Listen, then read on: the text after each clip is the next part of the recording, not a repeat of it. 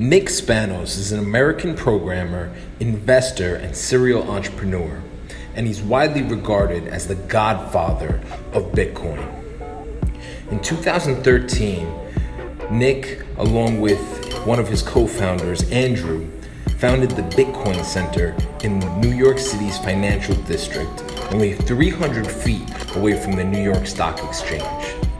This was a pivotal moment for Bitcoin, as it was the first time that Bitcoin was put in the hands of traditional investors. Face to face with Wall Street, Bitcoin continued to climb. And Nick, along with his team, continued to foster the ecosystem and create the cryptocurrency ecosystem that we have today. We got the chance to catch up with Nick at the Blockchain World Conference in Atlantic City. In this very candid interview, Nick gives us his thoughts on the crypto space and what he sees as the top trends emerging in the next 5 to 10 years. Buckle your seatbelts, ladies and gentlemen. You're not going to want to miss this interview.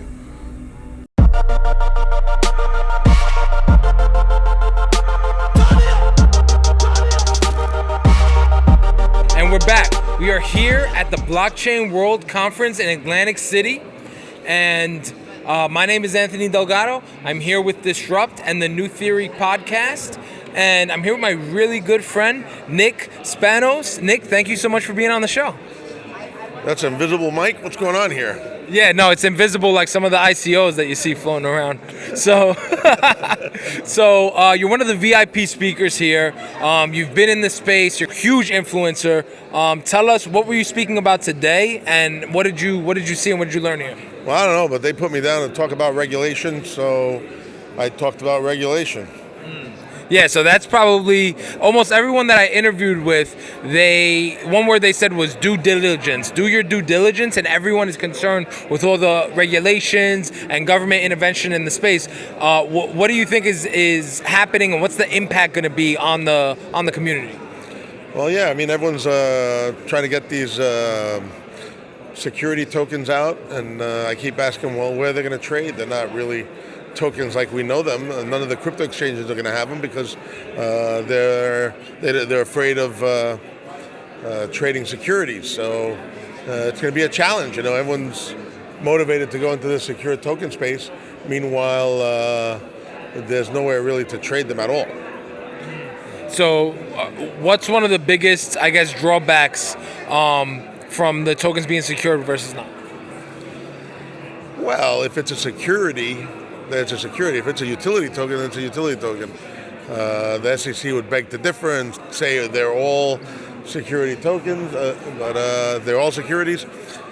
But, there's lawyers for that. We shouldn't just take everything they say as gospel. We have to challenge what they say. We have to promote our mission of decentralization. We have to bring in and support politicians that are pro-crypto and, disrupt politicians that are not. Absolutely, I love that. So I think a huge factor in the crypto and blockchain space growing was the lack of regulations, the lack of government innovation, so governments trampling on innovation. So how do you think that all this government intervention is going to affect the space, and can it continue to grow with kind of Big Brother looking over everyone's shoulder? Well, when we opened the Bitcoin Center back in 2013, it was 100 feet from the New York Stock Exchange on the ground floor at 6,000 square feet. And I didn't know any better. I said, well, I'll open my own stock exchange with Bitcoin. And we had 500 people in there trading every day.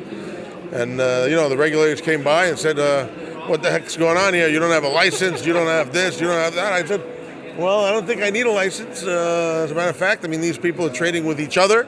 Yeah. All I'm doing is paying for the booze. You want to help chip in?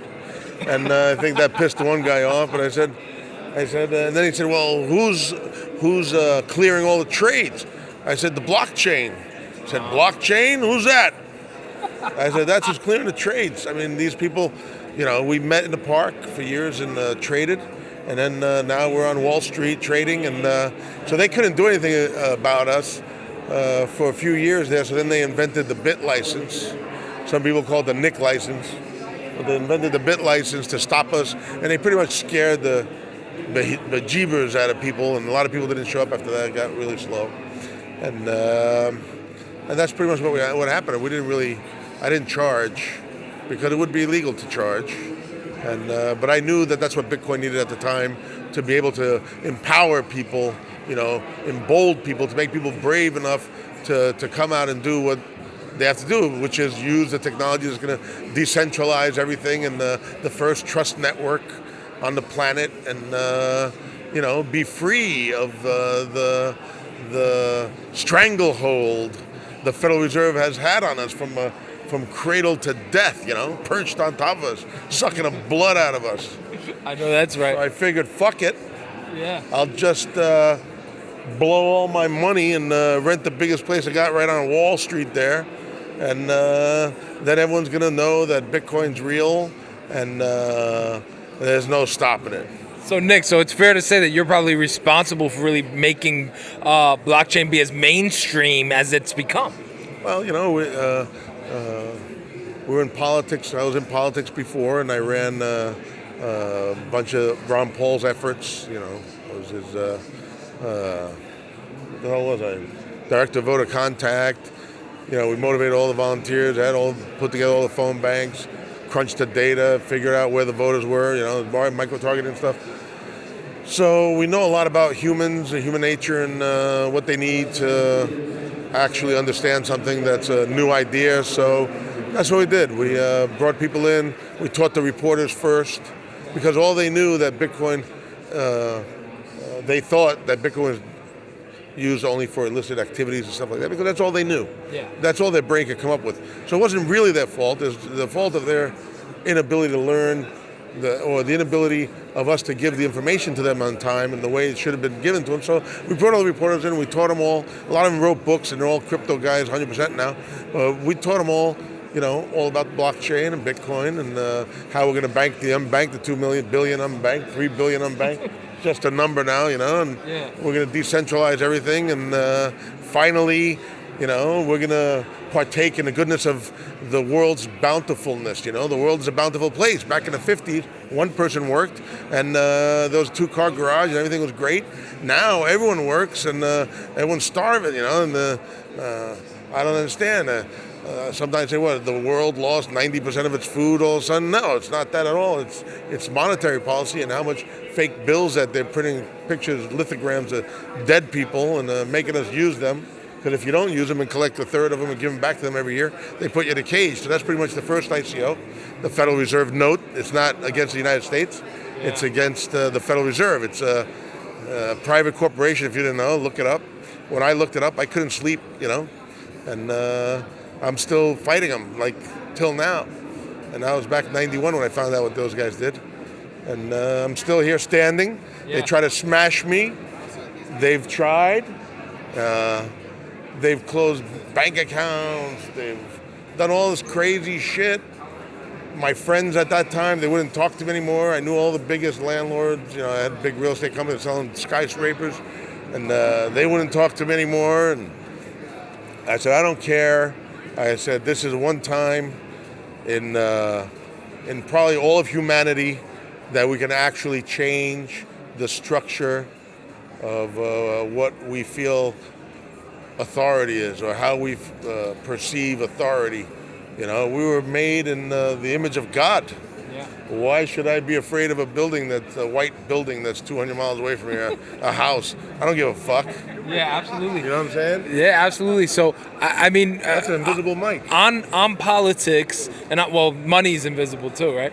On politics and on all these government bureaucrats, right? A lot of them don't understand crypto. So, how are they able to regulate something that they do not understand? Well, listen, we went door to door in the Capitol. We had Congressman Stockman, gave us access to all the politicians, because he was a congressman at the time.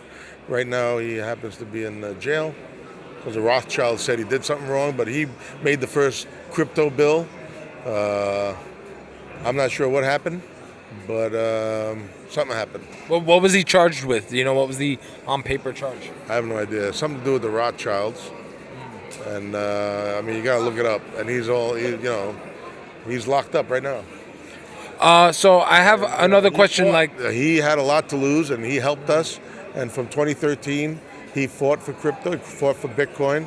He wrote bills. He told them and gave us access. We went and tried to explain it to him. It's very difficult to explain certain things. Many people are not technical, and even if they are technical and they have a presupposition in their mind, the presupposition, if it's a bad presupposition, and they sort by emotion, they emotionally block out the logic of what the message is. So, but we went and we convinced a bunch of them, and they're there now fighting. But the reality is, when there's a fundraiser, people got to send the crypto to these guys. There's a friend of mine used to work for me, Eric Brakey, running for U.S. Senate in Maine. He's 100% crypto.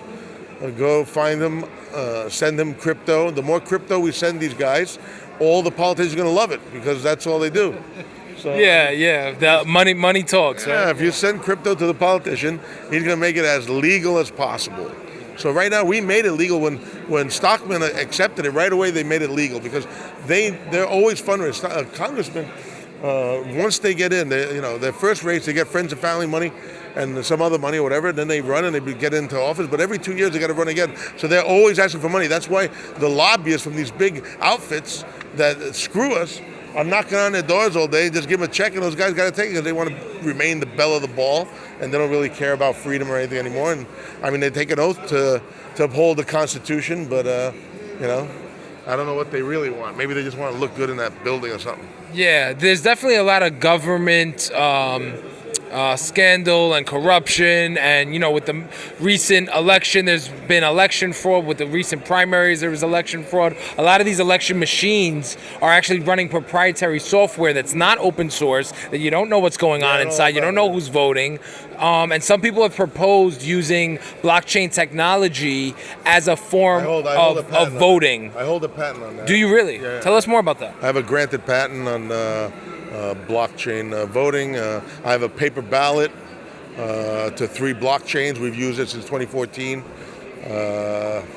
can look it up.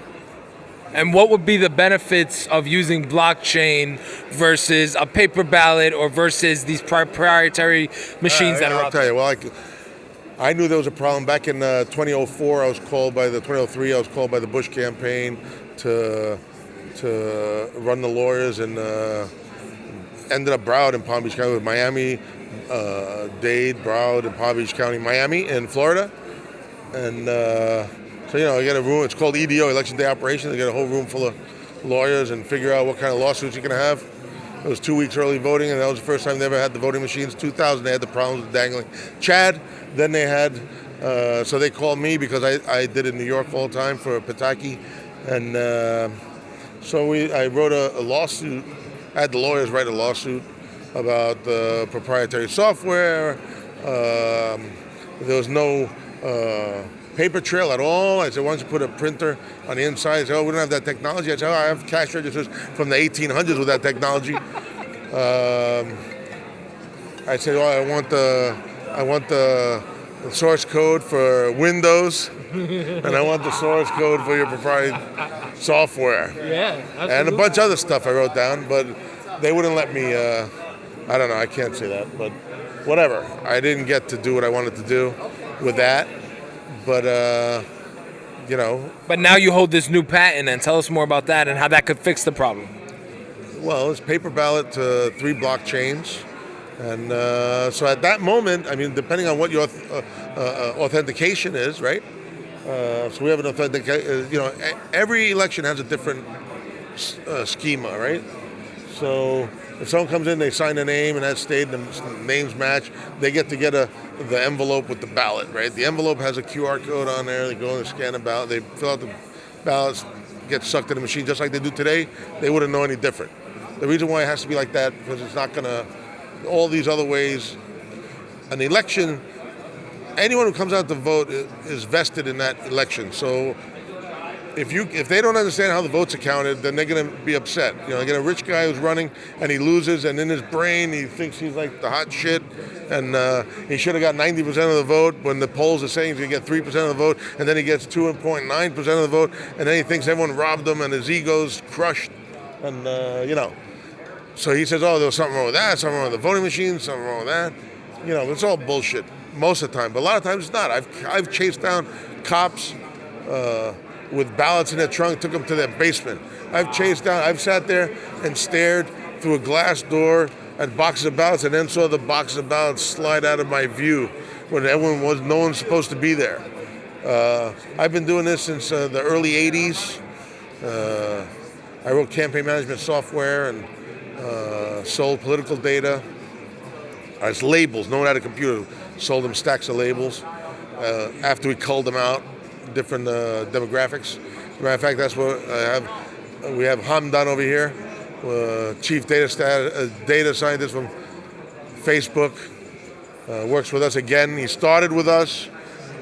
Zuckerberg stole him at a cocktail party, and now he's back because he knows that, you know, the people who are trying to build centralized, big, giant centralized things have to learn different, and everything has to be decentralized, because that's when each person has his individuality, his freedom, and then that's when you're safe. Because once there's centralization, then they can do a lot of things to you individually. So we have the technology now. We're going to boldly go where no civilization has gone before, and we're going to destroy centralization and the entities that have been perched on top of us, drawing our blood from cradle to death. And we're going to move into this inevitable, incredible future with boldness. Don't let anyone tell you different. Doesn't matter, oh, Bitcoin's dead and all that bullshit. Fuck everybody. We're at the precipice of a new reality. The enemies over there, we just landed on the shore. We got to fight them. There's a lot of them, but you know what? They're all sheep. And you know what? They're greedy. So once they start making money, they come on our side. So we can't leave. We can't look at the ships and say, oh, I'll go get my old job back. Or you can't look at the ships like you're going to as escape raft. We got to turn around and burn those ships and just fight to the death, because you're never going to get this opportunity again. And if we don't free ourselves with the blockchain, they're going to enslave us with the blockchain. And you're going to be sitting there wrapped up in some central bank's blanket on the side of the street crying 40 years from now. And then what would you give to be here now and fucking fight these assholes? I got to get It's amazing. I got to get up. Thank you. Take care.